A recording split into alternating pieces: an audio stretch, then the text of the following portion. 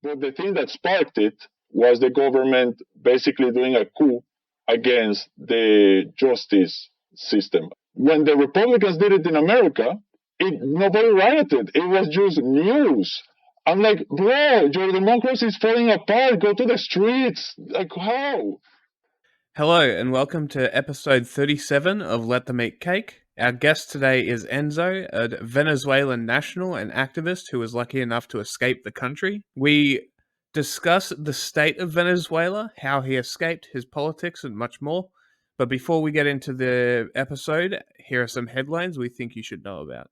Just real quick, we do want to just make note of the fact that there has been a very large earthquake in the Herat province of Afghanistan that has left 2,500 people dead and a lot more missing. So if you know of any good humanitarian organizations who can get through to that area that you're able to donate to, or you have the means to donate to, you should do that if you can. Explosions have echoed through the Mediterranean island of Corsica, with zero injuries or death. It appears the attacks were targeting empty French vacation homes and government buildings following an announcement from Macron offering constitutional autonomy while remaining under France. Moderate nationalists were happy to let the proposal from the French mainland play out, and some weren't. These are some of the more extreme nationalist parties, and more importantly, the National Liberation Front of Corsica, or FLNC, who claimed responsibility for these attacks. The FLNC has been operating since around 1974. This is another attack targeting the public, aka French funded infrastructure, banks, military buildings, and symbology perceived as being French or important to French identity. Their initial attack and demands were as follows. They wanted recognition of national right of the Corsican people, removal of French colonialism entirely, setting up a popular democratic Corsican government, confiscation of colonial estates like the houses that they bombed, I guarantee, agrarian reforms and self-determination for Corsica and her people. The group ceased the armed struggle officially in 2014 and again in 2016, but despite that, these attacks have occurred and they've claimed them. Clearly, they're unhappy with the French compromise. Their attacks continue while French rule over the island, it seems. The Corsicans, I think they need to learn that it could be worse because they could be under the Italians. What's worse than that? At least the French will surrender if you push them hard enough. Yeah, I mean, that's literally what happened. Also, there's another, what is it, Brittany? There's talks that if Corsica, this is the Le Pen argument, is that it's going to, make the people in Brittany also want to be autonomous from France, and it's good. Yeah, more. Okay. More. Good. Okay. If you listen to our last episode, I mentioned Joe Biden's stance on Azerbaijan taking Nagorno-Karabakh came down to ending wars of conquest, and in his UN speech about talking about territorial integrity and how that would reflect on Ukraine and Russia, because that's the whole argument, right, that they're making to backing Ukraine, is that they're protecting borders. That's what the UN's charter is that you're supposed to protect borders, right? That's one of the things that's in there. Since that speech, he let Armenians get ethnically cleansed to avoid coming off as a hypocrite when talking about Ukraine. Now the region of Northwest Asia and the Levant is probably the most violent it's been since the fall of Daesh. Joe Biden and the UN stance on ending wars of conquest and respecting territorial integrity is now boomeranged around, allowing Israel and NATO's second army, Turkey, to run those exact wars of conquest and occupation. Obviously, everyone knows what's happening in Israel, and we did a special on it, so we don't need to get into that. Obviously, northern Syria is kind of underreported, so this started with a terrorist attack that I don't think it was claimed by the PKK themselves. It's the Freedom Falcons or something like that. They're a splinter group, but Turkey doesn't care. Turkey considers the Kurdish parties PKK at this point. There's been reprisals after that terrorist attack, just like how Israel had reprisals for the terrorist attack. And the US has pretty much stood beside and let both of these attacks continue. Even though they could easily step in, especially with Turkey, because during one of the early days, a drone was basically about to hit US forces, and they sent an F-16 to shoot down a Turkish drone, so it's like NATO on NATO violence, even though it's a robot. But they let grain silos bombed, power stations get bombed, water infrastructure get bombed, all before winter too, completely targeting only civilian infrastructure and all this shit. They targeted so the airstrikes and shelling by the Turkish military has targeted electric infrastructure, grain silos, gas stations, leaving many of the affected areas in northeast Syria without electricity or fuel. Reports indicate that Turkey bombed the compound of the internal security forces known as the SAH. They're like the granny police. You'll see a lot of old ladies with AKs. They do checkpoints and stuff like that. So 28 of those SAH members killed, 29 wounded. 5 women in a cotton field were also severely wounded by a bombardment. In the midst of all of this, ISIS claimed 2 attacks against the SDF in Deir ez-Zor. The first attack targeted an SAH investigator, killing him. The second occurred when ISIS militants opened fire on a military vehicle belonging to the SDF. Now, the reason why I said that the area is probably the most violent it's been since the fall of ISIS is that there's also been accelerated violence between Assad and the rebel forces. So basically, on October 5th, there was this attack on a graduation at the Syrian Military College in Homs. For those who are unfamiliar, Homs is it's like regime-held territory at this point in time. And it killed about 80 people and injured about 240. I think a big part of the reason that the attack was carried out is because there were rumors that the Syrian Minister of Defense was going to be there. He was not harmed in the attack to my knowledge, but they did kill 2 brigadier generals and a large number of Assad regime, Syrian Arab Army officers. And it's pretty much one of the largest, assuming the Syrian opposition is the one that carried it out, it would be one of the largest attacks on regime-held territory in close to a decade, and probably one of the first indications of rebel activity in Homs in a decade. And basically how they carried out the attack, it was a suicide drone. I don't know if it was multiple suicide drones or if it was just one. And so pretty much what happened, as soon as it happened, right, the Assad regime began indiscriminately shelling Idlib and the western Aleppo countryside. They also, the Russian Air Force had also just began conducting airstrikes in those areas. There were a lot of sort of reports and images coming out that they were using grad rockets, cluster munitions, and incendiary munitions containing thermite, which burns at about 2,000 degrees Celsius. And the reason incendiary munitions are kind of a big deal is because, first off, a lot of people, in the human rights world, a lot of people see it as cruel and unusual, even if you're using it against a military target, because it can leave them with life-lasting burns and things like that. And it can they can cause fires to infrastructure long after the incendiary munitions have been launched in an area. They can cause the ground to catch fire, and then these fires spread and whatnot. It's also kind of like chemical weapons. There's this issue of there's a lack of ability when you use incendiary munitions to kind of discriminate between a military target and a civilian target. It kind of just spreads all over the place. So it's not explicitly banned to use against under international law. It's not explicitly banned to use them against military targets, but you'll often hear people who are proponents of banning them entirely in conflict zones say that they should be banned against military targets. Yeah, yeah, they should be banned against military targets just because, like I said earlier, there's a lack of a way to discriminate with this type of weaponry, and so it'll end up affecting civilian areas regardless of what your intended target was. Can you also cue in Israel has also used similar incendiary munitions.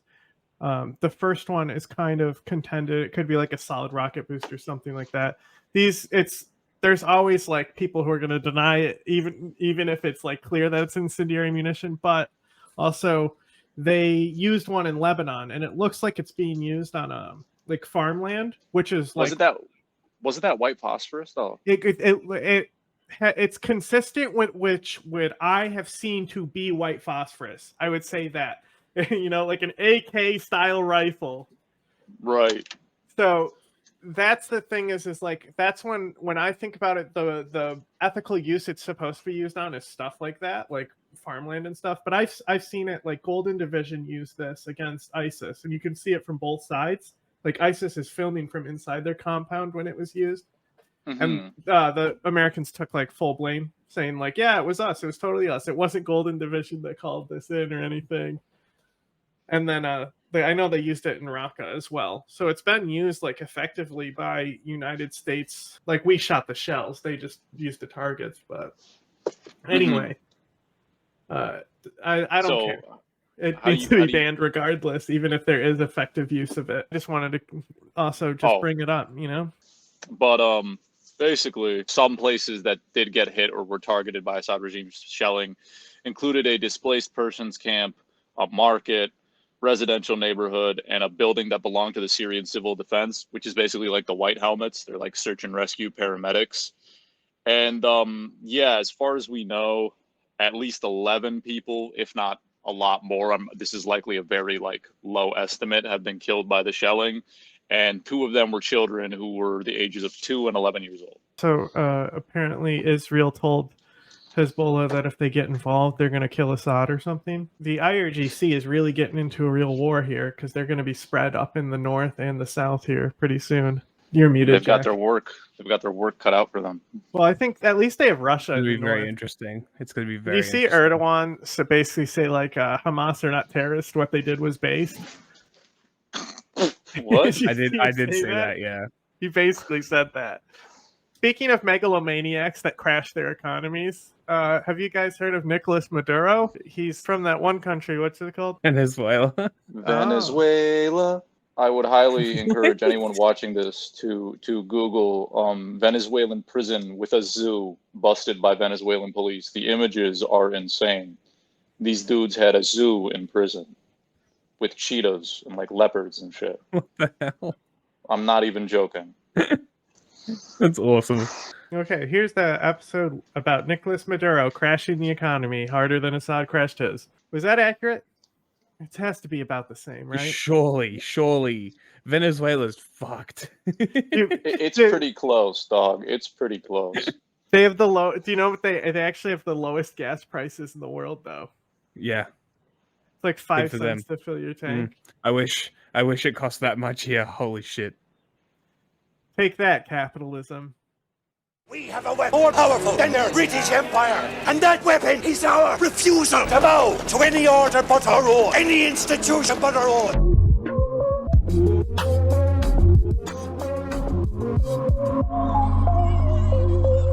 Well, you guys can call me Enzo. That is also called during riots, rebellion, insurgency in Venezuela, however you want to call it.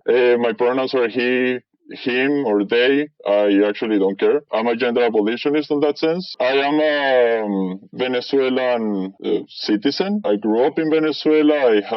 I had honestly a very privileged childhood. My parents are professionals. We have good income. When I mean professionals, I mean like, lawyers, doctors, that kind of stuff. It gives you access to good education, avoids the food insecurity that it is so common in Venezuela, lack of medicines. However, during the economic collapse, even having that amount of money didn't help you because there just wasn't enough coffee. There just wasn't enough sugar. There just wasn't enough milk, eggs, rice, everything you need, staple things to survive. How does a country with a natural resource like oil get to an economic collapse? The main issue there was that, and this is a critique that has been going in Venezuela for many decades, even before Maduro, even before Chavez, even in the Fourth Republic, we call it the years of democracy, we also had this issue.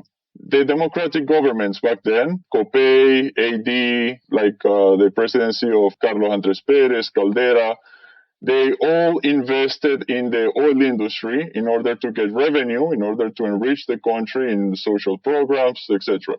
Which is a good thing in paper. The thing is that they over-invested in it. And by the time that Chavez took power, about 96% of the entire revenue of the country came from oil sales.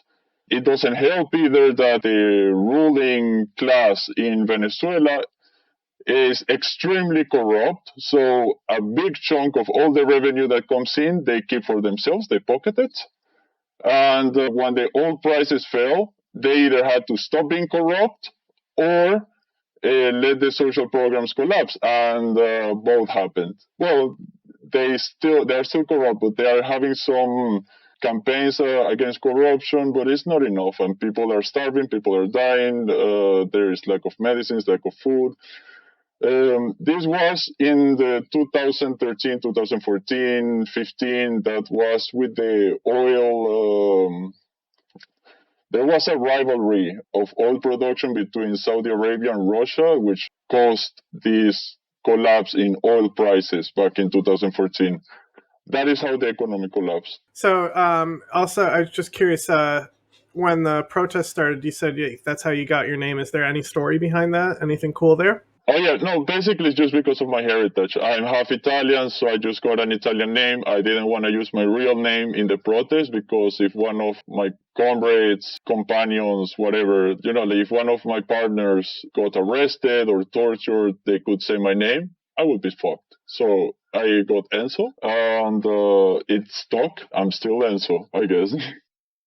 Yeah, I remember when the protests started breaking out, because like in the body tattooing and body modification scene, especially down south, there's a lot of Latin American, Spanish-speaking people. And even though there's not so much Venezuelan, there's enough Spanish-speaking people in there that everyone was plugged into what was going on. And like I remember seeing videos of police shooting people in the streets, and just like a lot of my friends who are from there crying, being very distressed from it because their families are still there. It was a very serious situation. You could even call it a rebellion of the youth, or specifically because it was mostly students from university, high schoolers, even some kids, like 12-year-olds, went out to fight. That was really bad. I saw like tankies saying like, how can you, like you're using child soldiers or something. It's like, man, like we don't control them. They just appear because they are in fear of their future. Because many of them are orphans. They live on the street or they escape and they just don't see any future. High schoolers also don't see any future. College students, university students, they just didn't see any opportunity in the future that the country allows for them. And the dictatorship is only interested in keeping their power. So that leads to basically the entire youth of Venezuela rising up in arms, which is what happened in 2014 and is what happened in 2017. And the adults also protested, but they didn't go into militancy, which is what the youth did. So what was the inclination for militancy? Like what sparked that specifically? I mean, it was just anger. Like, literally, just people went out. It's like when George Floyd died in America, there was nothing specific. Like, there wasn't somebody who said, let's go out and riot. Like, most of the protests in America were peaceful. I should know I was in them. I was living in America during the protest in the summer of 2020. Most of them were peaceful. But when the riots start, it's not something specific that you can pinpoint to. It's just like a general feel of anger and lack of trust. Yeah, and lack of trust that there is a peaceful solution to this. Because reform didn't happen, the police are still doing pretty much everything. That they are still not defunded.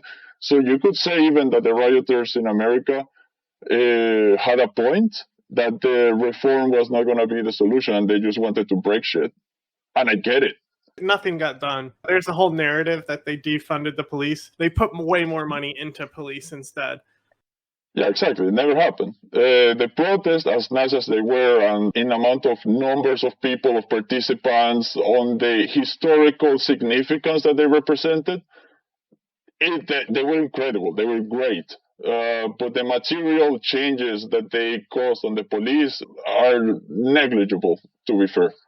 As far as Venezuela, is the problems basically fixed if it's just a change in leadership, or how ingrained, how much work needs to be done to actually turn Venezuela around? At the beginning, if you had asked me this question in 2017, which is the second last time that I tried something in Venezuela, I would have told you, yes, if we change the leadership, it will all be okay. But the truth is, I think the only solution in Venezuela is a complete and utter change of the system, not just of the system, but also even the way that the infrastructure of the country is designed. Like if you see, for example, like the train lines in a European country, for example, the train lines connect different cities, different population centers. This is because the trains are designed for people to move, for the transportation of the people, so they can be free to go around. If you see the infrastructure in Venezuela or in Argentina, Brazil, one of these colonial countries, the rail lines don't go from city to city, they go from the mine to the port, so that you can extract the mineral and sell it abroad. So if you put a neoliberal capitalist opposition party in power, they will continue the extraction of resources. If you put a socialist leader, they will also continue the extraction of resources. And the thing about Venezuela is that the leadership is used to extract resources from the people. This is from the time of the Spanish Empire. They set up a system of extraction that local rulers have kept since then up to this point. And when we became from a colony to a republic, they continued the same structure of extraction, but instead of sending it abroad completely, just a small share of the resources stay in the country, but stays in the hands of the ruling class, and not on the laborer who continues to eat trash because they cannot find food. This is the issue. So is that where like the socialist leanings come from, the sort of the Marxism sympathies, that sort of stuff, and like how or who would you want involved in restructuring the country? This is basically what I was going to ask, except I was going to ask it funnier. I was going to ask, basically, a lot of people Should online America come seem in? to blame America for Venezuela's problems. Well, the thing is that if you want me to tell you a solution, this is why I became an anarchist. Is because I don't see a solution in government in Venezuela. It's just not possible.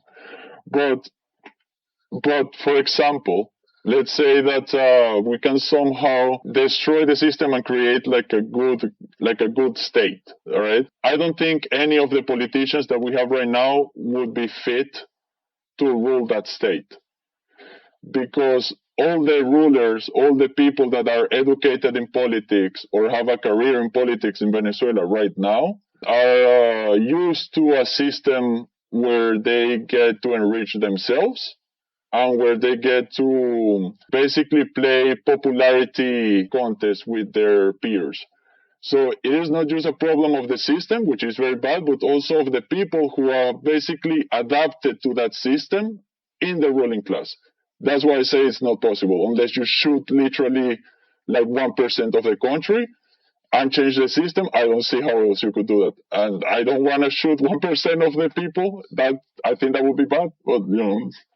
So why do you think like people online be propping up Venezuela like it's actually something good because they're part of the evil alliance and friends with Iran? And you know how tankies are online. I see you tell them that they're idiots all the time. So like why do they do it? Yeah, why do they think that it's actually that, like, there's people who legitimately believe that Venezuela, everything is actually a lie. It's America's fault that it's like this. Oh, if only sanctions were lifted or something, you know, all these tankies. Well, that goes to a deeper question of what the fuck is wrong on the tanky psyche, right? It's just anti-Americanism. I don't know how else to say it, but if two empires fight each other, I don't care, you know? It's like if you ask me, hey, who was better in the 100 Years' War, France or England? I don't care. I don't give a fuck. Whoever won, I don't care. It's a fight between two kings in order to extract wealth from the peasants, and it's the same happening.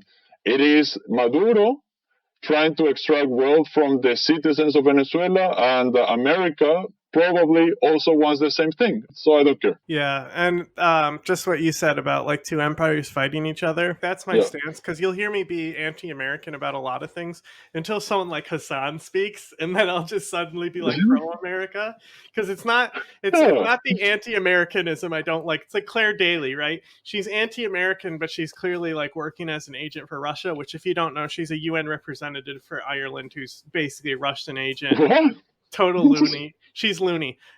She's had some like great speeches though. Like she has this great speech about Julian Assange, but once Ukraine war started, it made things very clear. Also, she's always been an Assadist, always saying that the chemical attacks didn't happen and stuff. Evil person. Mhm.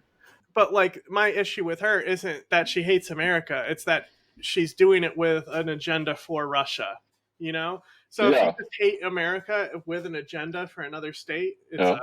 just Yeah, rubbed that's the the wrong issue. way. This is Well- what's wrong. This is what's wrong with tankies, folks. Right here. See, this is what their brains look like.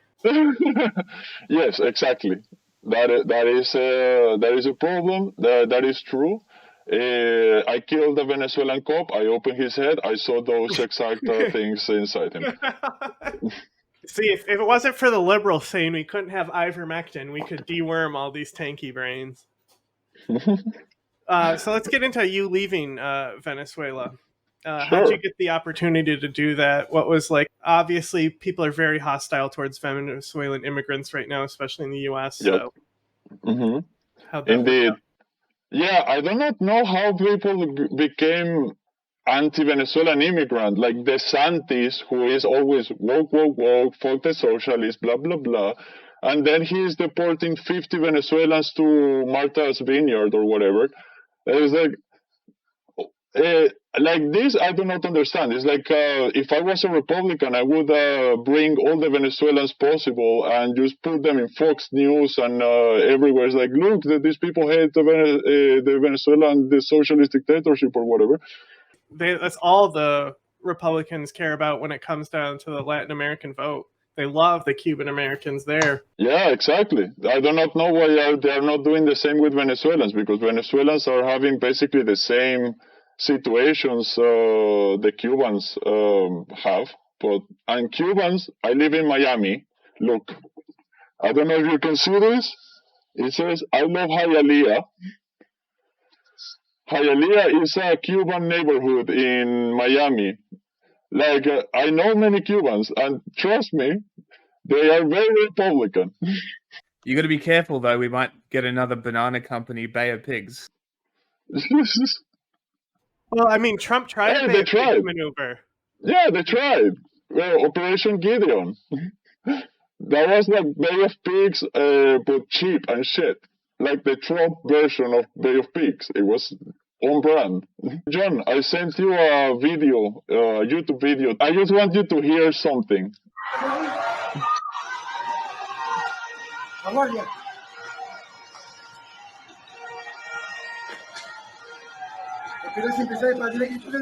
Like some context to this video. What you see down there, that is a convoy of Venezuelan police. That is 2 a.m. And they are going to another, like 2 blocks that way, to the left where they are going. There is occupation protest by some students. That is how Venezuelans protest. We occupy an area and make it ungovernable. Basically, what the police does is that they usually try to dismantle these occupations during the day and arresting the people. And if they can't, they come at night. And at night, they don't arrest you, they disappear you. So what we're doing here, basically ambushing this convoy of police by throwing Molotovs at them from above the building so they don't go and disappear these protesters. Verga, la prendieron, la prendieron. Verga, chamo, qué bola. Wow. La moto, coño, la prendieron en candela, ¿no es? Mierda, marico. It's interesting because they're on bicycles, so you can actually damage them with the Molotovs. Unlike, you see like Palestine, they have the bulldozers built up. Let me just finish the video real quick. Yeah, that motorcycle. Look, I want you to listen. Do you listen like the people cheering? Like everybody, all the neighbors, they're cheering. This is a big difference between like that I want you to understand is that these are riots, these are rebellions, and we are harming the police. This is true. But I want you to understand, like people feel oppressed. They really feel oppressed by the dictatorship. This is why when you see the Molotov fall on these police, everybody in this building, everybody around who is looking at this, they cheer. I want you to listen to these cheers. This is very important because la Candelaria se arrecha. Na huevo, na. that is my group, my team on top of that building. We found this recording later on. That's not one of us recording. It's one of the neighbors there. Yeah, that was probably the top thing that we had. These disappearances that they did, they were trying to do on these other students, is something that happened to us actually. Not in La Candelaria, that neighborhood, but in Campo Alegre, I think it was, or Bello Monte. No, I think it was Campo Alegre. We had an occupation protest there with local people from there. And 2, 3 a.m., the police came with a rhinoceros. Rhinoceros is like a special armored car, which with a point, and to destroy barricades. They just came, destroyed the barricades. Police arrived in droves. It was a raid. They just came in quick. They came in hard. They took 8 people from about 20 protesters that were in the occupation at that time at 2, 3 a.m. They arrested a lot of them and they disappeared a lot of people. How much, if any, opposition from the public do you find? Or is it mostly support from people? Like we saw in the video? Well, this is the thing. I think that at that time, at that moment, most people were against the dictatorship because you could feel the hunger, the lack of medicine, everything. Today, I think it might be a little bit different. Like a lot of the politics is vibes in Venezuela.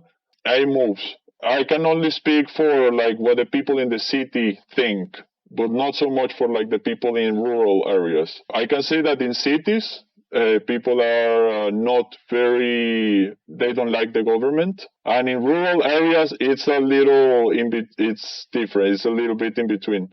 Why do you think that those differences are here? Well, there's a few differences. The first one is that I will have to admit, Chavez did bring a lot of help to the poor, at least while he was alive. That made people in cities and people like more bourgeoisie to hate Chavez, and people who were more poor to love him. And Chavez had a lot of support in the early 2000s. Up until the moment he died, he was still very popular. And then Maduro came, and he is not charismatic at all, basically. The way he speaks, he sounds stupid. And he also doesn't have the intelligence Chavez did to handle political maneuvers and crises. Chavez was a lot more diplomatic. Maduro just sends you the cops to break your head, you know? So we are getting a little bit into like immigration and stuff because like I even hear it from like Chilean people because Chileans are a little bit more Americanized, where they just are like even they are anti-Venezuelan immigrants. Like how did the bad reputation form? Like, because we kind of got off topic there, and I wanted to know a little bit more about it. Yeah. Chileans, I don't think they ever overcame Pinochet. It's a hard situation. There is a lot of anti-immigration rhetoric against Venezuelans in South America, which it's probably something funny for many Americans to hear. But yes, there is a lot of anti-immigration rhetoric in Latin America against other Latin American countries. They usually don't care about European immigration. Sure, bring all the white people. But as soon as you have to help one of your sister nations, oh wait, no, maybe they are also criminal. Maybe they are bringing drugs. Maybe they blah blah blah blah blah blah blah blah blah. Colombia, they have actually taken many Venezuelans. I do not know the exact number, but hundreds of thousands of Venezuelans moved to Colombia. I thank Colombia for accepting so many of us. But there is still like the right wing in Colombia. They start to say, hey, these Venecos, they are bringing left wing politics into Colombia. They're going to turn Colombia into another Venezuela, blah, blah, blah. They're going to turn us into socialist shithole. It's like, it's lies. Like if the Venezuelans are leaving Venezuela from this dictatorship, they are not going to try to replicate it in Colombia. It's so stupid. The thing is that you also have a lot of lower income people going to Latin America, while people who are more privileged, like myself, I told you, I come from a family that has been more privilege in this respect. We were able to move. I moved to Europe because I already had an education. I had a dual citizenship, so I am able to move into Europe without any issues, with no visa. But a lot of people don't have those resources, so they have to. Many of them cannot even buy a plane ticket. They have to walk all the way the border down to Colombia. They have to cross the gap, the during gap. Oh, like the ones who go to Mexico, the ones who go to America, they have to go through the Darien. In fact, I know two people who went through the Darien. It's not a joke. That trip, going through the Darien is one of the harshest things you can do. There is paramilitaries in the Darien. There is guerrillas. They charge a toll. You have to go. Like if you want to go through, you have to pay them. Rape is very common. Murder is very common. It's not a nice place to go through. Yeah. Anyways, my point with this is that because so many immigrants, Venezuelan immigrants into Latin America, are also low educated and poor, it means that there is an aspect of classism and also of increased crime into these other countries, because now they have to take care of even more poor people. So I kind of understand, but my position in this is that I don't care if the immigrants are poor, you have to help them. But I guess that's a different mentality. I mean, when you uplift people, they actually become productive members of society. But what do you think of leftist organization here and just basically America, Europe compared to Venezuela organization? I think that the revolutionary spirit in Venezuela, like the militancy, is bigger, but it is not as leftist because the dictatorship poisoned the well on what socialism is. So leftists specifically are more organized and better than in Venezuela. Like they're better in America than in Venezuela. I believe this. But the anti-system movement in America is less militant and less organized, if that makes any sense. Yeah. That's what I was saying. Is basically you only really have leftist organization in America right now. Yeah. But hopefully we can change that. Yes, ideally you would have anarchists take a leadership role in the anti-system movement in America. It's difficult because leadership in these movements end up being so toxic. Oh yeah, because they're all tyrants themselves. Well, that's the issue, right? Same here. It's exactly the same in Australia. All the anarchists are just they're ANCOMs, but realistically they're communists. And then because the way, for some reason, their classless utopia requires leadership authoritarian socialism. It makes no sense. It always devolves into authoritarianism in fighting. It's a mess. Well, that's the thing. Like a leadership role should be given. When somebody takes the leadership position or they position themselves to be the leader, I think that attracts the wrong kind of people. Like the people who want to have the power. That goes inherently against anarchist principles, which is against power or against the holding of power. Unjust hierarchies, yeah. Anybody who seeks power should be kept away from it at all costs. Yes, 100%. The person who should be leading is the one who's reluctant to do it. That realistically is the way it should be done, but in practice, does that ever happen? George It's Washington. very rare. Yeah. By the way, Jack, I love your background. I just wanted to say that at some point. We thought it'd be necessary. I've been really changing it a couple They have a times. special jail for journalists. Actually, yes. I mean, it is not specifically for journalists. It's for like political prisoners. But yeah, it's yeah. Why did Chavez rig the election to make Donald Trump lose? Oh, well, that is a very difficult question, and we have to go probably 150 years back. No, I don't know, man. Like, that sounds bullshit. It is really funny. Like, I found that hilarious, like fucking hilarious. The fact that Chavez, like the ghost of Chavez, is not only haunting us, but also the minds of so many Americans. It's amazing. I love it.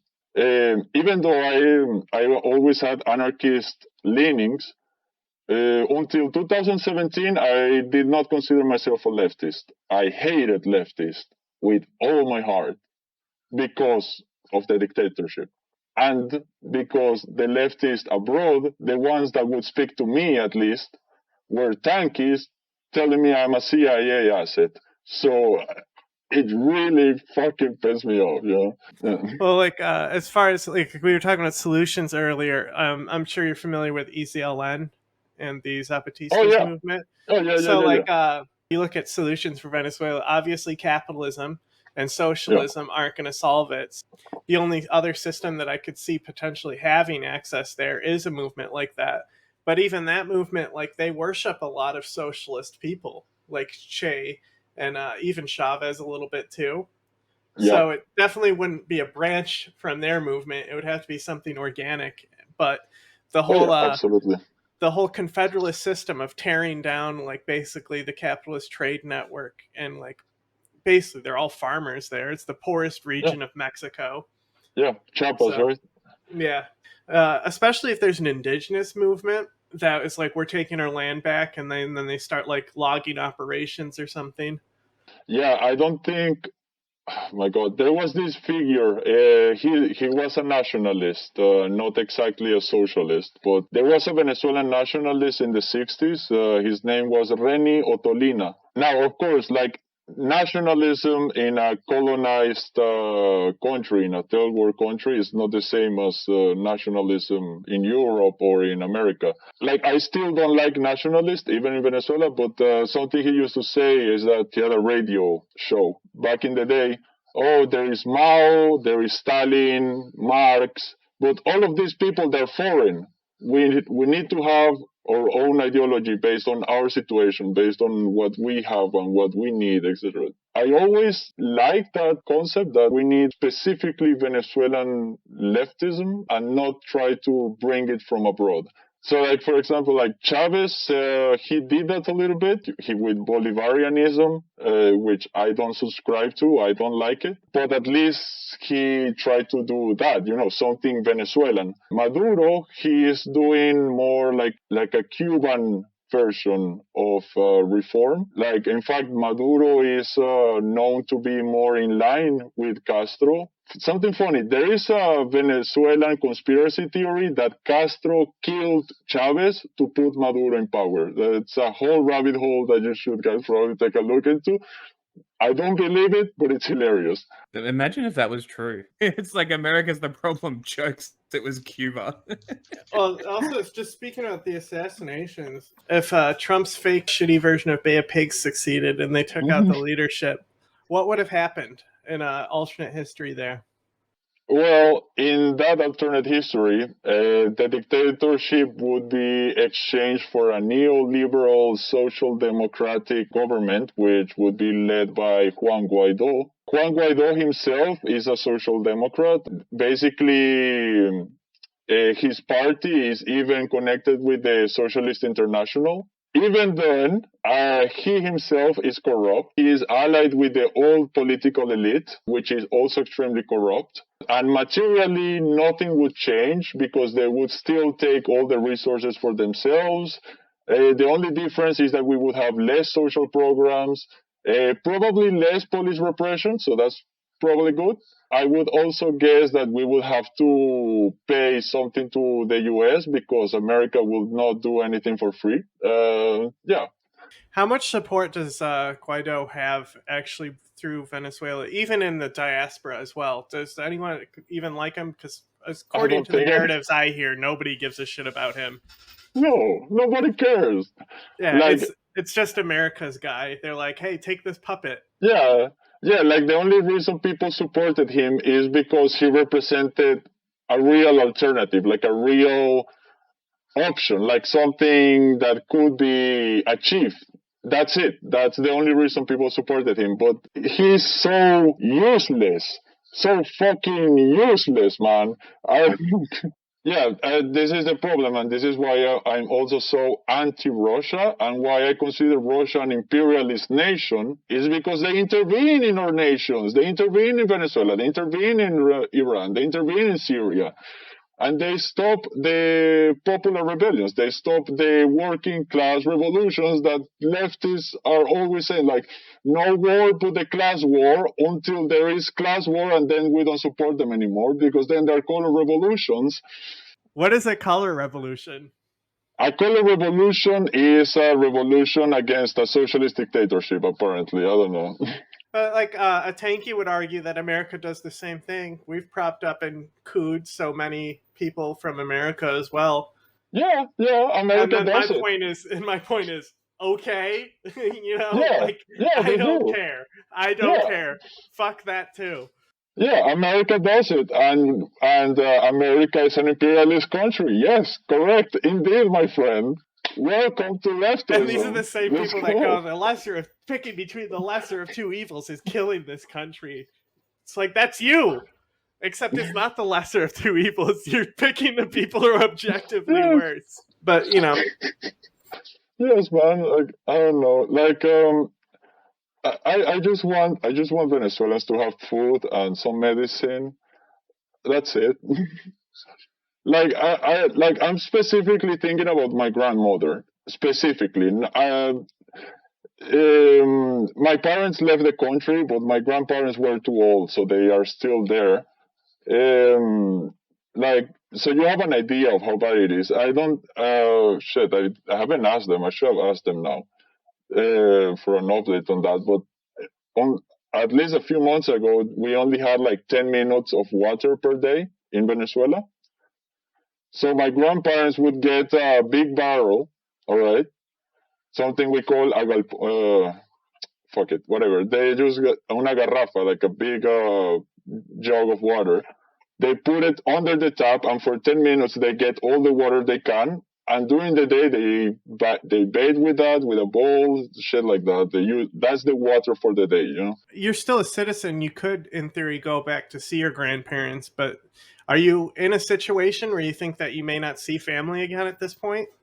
I don't want to risk it. I know of other protesters. I even know somebody in my group who went back, and he was not arrested. However, I also know of other people who were not in my group who have gone to Venezuela, and they get arrested at the airport. Basically, like, you enter, you give your passport, and they accept you into the country. And as soon as you cross the border, you are in Venezuela, National Guard comes and they take you. And that's it. You disappear. I don't want to sound too chauvinistic, but Venezuela is a Western country, all right? Like, I know, like, people in the first world, they don't consider, like, South America Western, but we are, if you know what I mean. Like, since the independence of the Latin American countries, the values of the countries have always been of republic, of democracy, all of this, you know? So when something out of this norm happens, it is seen as something very, very negative, which is why we protest and riot so much against authoritarianship. In fact, in America, the Republicans did a few things that the Venezuelan Socialist Party did to destroy democracy, to erode it little by little. Destroy those check and balances that make the state restrained, you know. And in Venezuela, that resulted in riots, like with the Supreme Court. All right. In Venezuela, Maduro, he forced in a bunch of Supreme Court justices, just for a good analogy, equivalence. And that is what caused the 2015 riots, which I was part of. That became also, because that went together with the hunger and the lack of medicine, it became just like a huge anti-government riot. But the thing that sparked it was the government basically doing a coup against the justice system. When the Republicans did it in America, nobody rioted. It was just news. I'm like, bro, your democracy is falling apart. Go to the streets. Like, how? They've been trying for years to get these judges in to overturn this. It cost them big time, at least during the midterms, the blowout they had in the midterms. But the thing is they still run the House. And here, if you run the House, you get to pick what the committees and not the committees, but the investigations are. So we're doomed for Hunter Biden cock trials forever now, because they're going to be in control of the House. But that's the thing is like God. It did cost them a little bit in the democratic process. But you'll hear Jimmy Dore, who's a Russian agent, and all these people, they're talking, Joe Biden should stack the Supreme Court. Why hasn't he done what he's supposed to? Stack the Supreme Court. And it's like, that's what you do in a totalitarian country. You stack the Supreme Court in your favor. Like, that's why he hasn't done it. He could do it. That's not the point, though.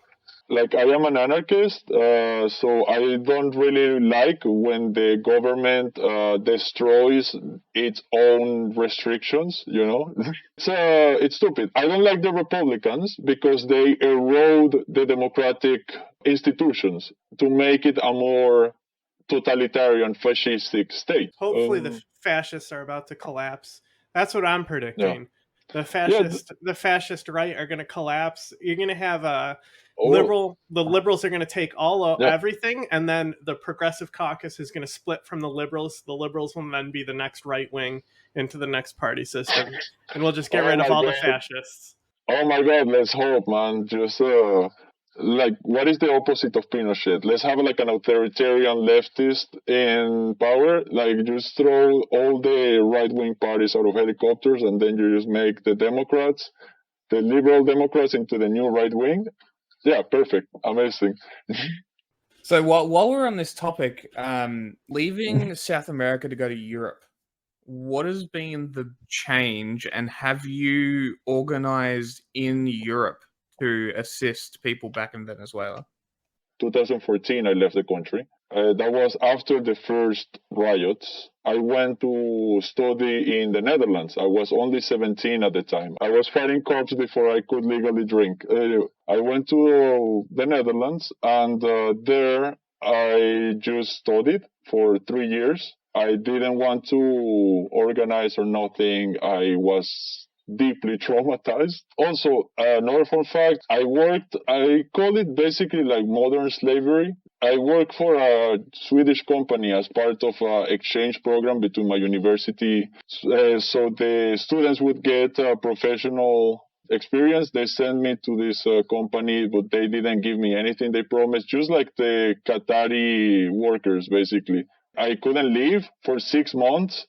So I just stayed there giving free labor for 6 months. It fucking sucked. In Sweden, in winter, fucking shit, bro. Then it was during that time, while I was a slave for this Swedish company, that the second round of riots happened in 2017. What sparked 2017? I think that was the coup against. There was another crisis in Venezuela. More riots happened. 2017. I am in Telegram and I'm speaking. That's when I started organizing with other Venezuelans in 2017, while I was being a slave to the Swedish company. And that's when I became leftist. That's when I became anti-capitalist. Because even in what I used to think was like utopia, Sweden, right? And I go to Sweden, to utopia, and I'm treated as a slave.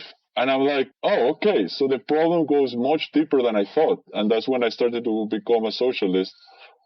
And through Telegram, I joined up with Venezuelan insurgents and anarcho-communists. I learned from anarcho-communists through Telegram about leftism. And when I spoke with an anarcho-communist and I told him about the dictatorship in Venezuela, he said, oh yeah, that fucking sucks.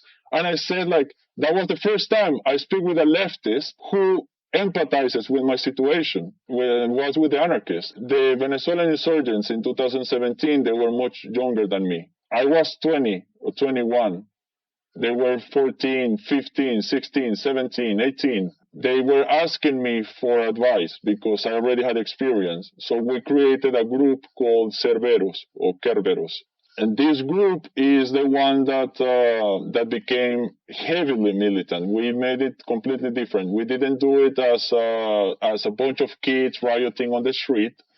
We did it as an organized militant group, but through rioting, not through picking up a rifle and shooting through windows, but as part of the riots, but organized riots, proper riots. We were breaking stop signs, but only to make them into shields. The ambush that I showed you before, when the police was coming to arrest these other rioters, we were like, we're not going to allow it. We organized, we got into those buildings because we already knew where they were going to go through, and we threw down. We had people infiltrated in the military, people infiltrated in the police who would relay information to us. I would be in charge of communications and planning and connecting with other rioting groups or other organized groups like Soldados de Franelas, which means like t-shirt warriors, because we used to wear t-shirts around our head. Oh, actually, I can show you. One moment.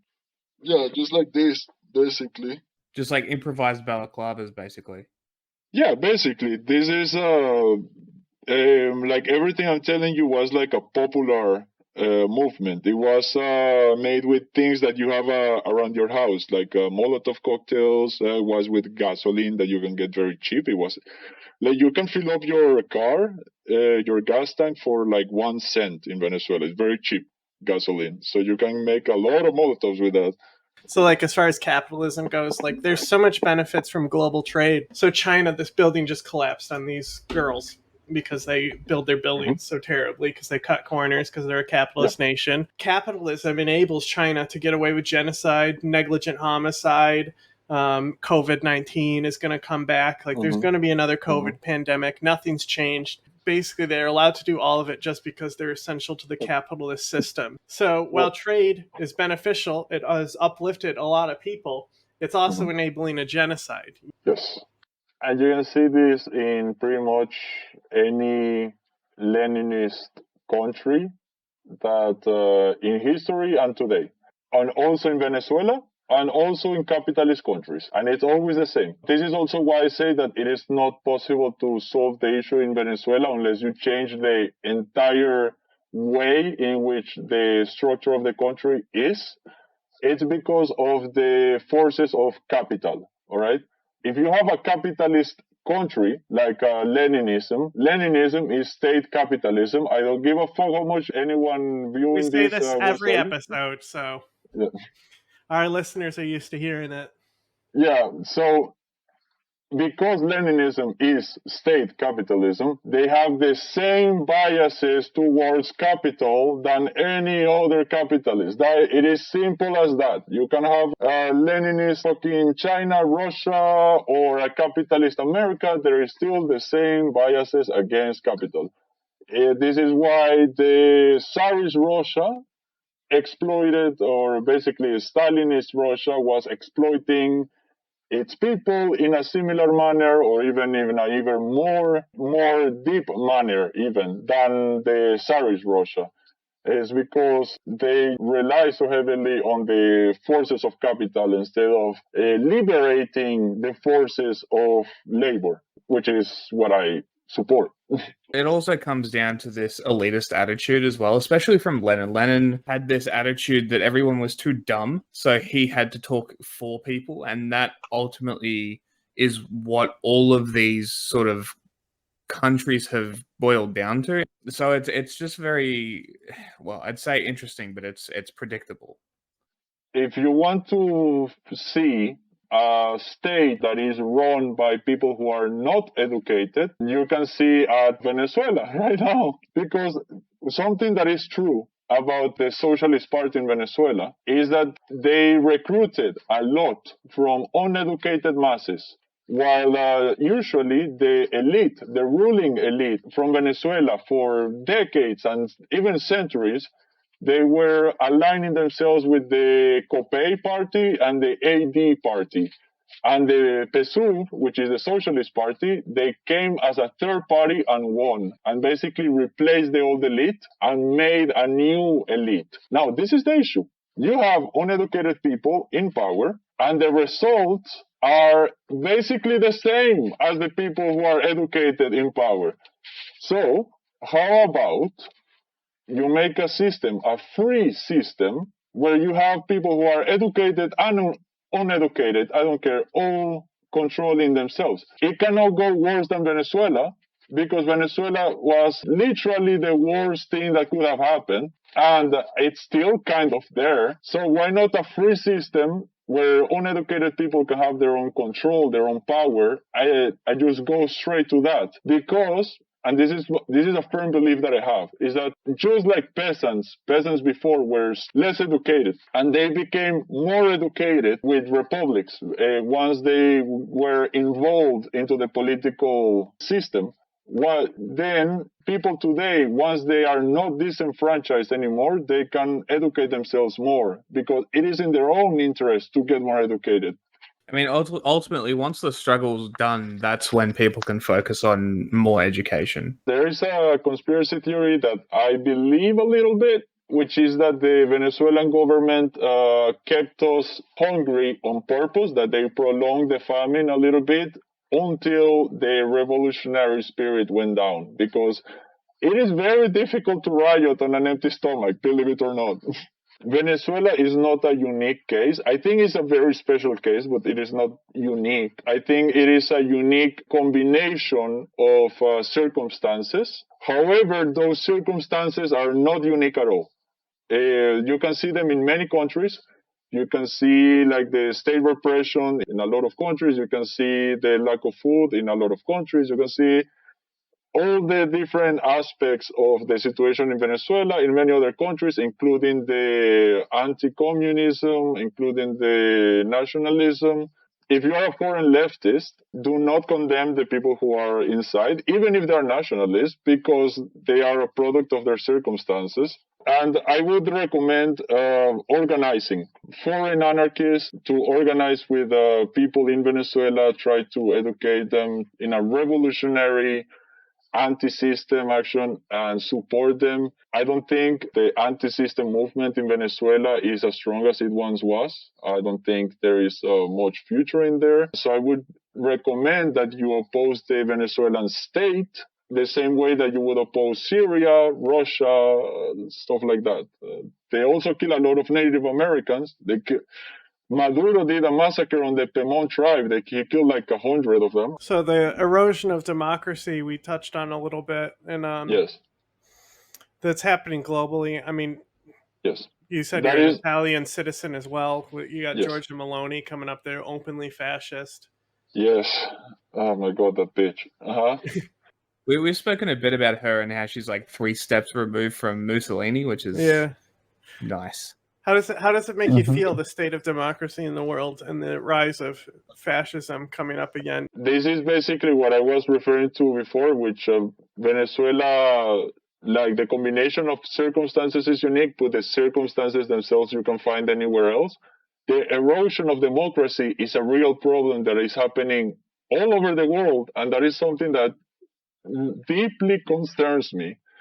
especially since I've been moving all over the world since 2014, baby. So I am trying to escape fascism everywhere I go, and it doesn't stop following me. Yeah, it followed you to where you are now. That's for sure. Yeah, bro. So like I live in America, and Trump became president. I live in Europe. Meloni becomes prime minister. I'm like, dude, what the fuck's going on? Like here in Europe, I even got attacked in 2015. I got attacked once because they confused me with a Syrian refugee. I beat the fuck out of that guy, but I think that was in the Netherlands. Like some redneck. There was an argument there, and we started to fight. He started to say like, "This is my country. I can do whatever I want. You are here because of our hospitality." He called me a refugee. I'm like, dude, I'm a student, and he threw a punch at me, and I beat him up. Good, fuck that guy. Yeah, on a closing statement, do you want to give some advice to people who have leftist sympathies, who are leaning more towards the tanky side? How to get away from it and cure the brain rot? If you have an authoritarian tendency, I understand that this might come mostly from your own sense of powerlessness. You might feel that you live in fear from capitalism and the oppression that you live in, and that you feel that you cannot change what is around you. And you want to feel that you might be able to change this with a state, that you might be able to share the glory of these past revolutions, of these countries that just came out of the gate with red flags and glorious marches. But historically, this is proven to not be the solution. The forces of capital are too strong, and the state will shape itself in the forces of capital and end up destroying any semblance of the freedom that you so desperately crave. I recommend that you develop organizations, horizontal organizations, communal organizations, and have solidarity, not just with the working class all over, but just with people all over, not just the proletariat in the cities, also the peasants, also the farmers, the natives, everyone, like the minorities in other countries.